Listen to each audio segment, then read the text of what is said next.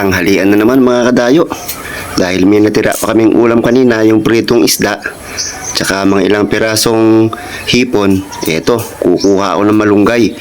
Pakukuluan natin mga kadayo sa kamatis. Tapos titimplahan natin. Pagluto na itong malunggay natin, isasapaw lang natin yung tirang isda at yung tirang hipon. Pwede na to sa tanghalian mga kadayo. Masarap ang sabaw nito.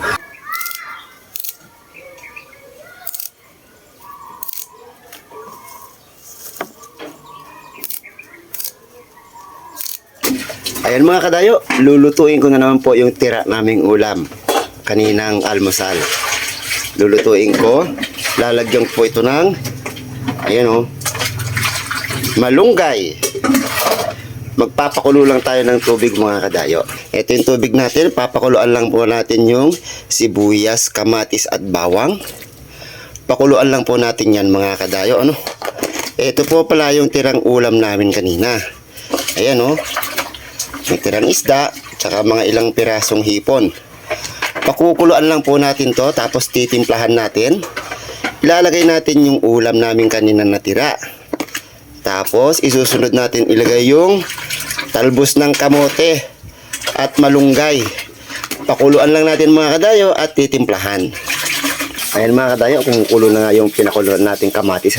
Ilalagay na natin yung ating isda at saka yung hipon, tapos titimplahan natin. Kumukulo na nga mga kadayo. Una natin ilagay itong isda na prito saka yung hipon. Ayan, ilagay lang natin dito. Titimplahan lang natin to mga kadayo. Tapos isusunod natin ilagay yung ating gulay. Ayan kita nyo diba?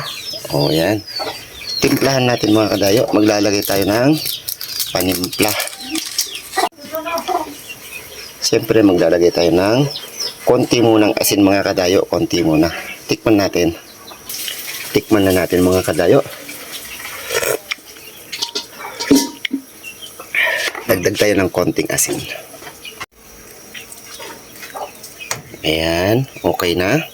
Isusunod natin mga kadayo yung ating gulay. Yung talbos ng kamote at malunggay. Ito po ang ating ulam sa tanghalian mga kadayo.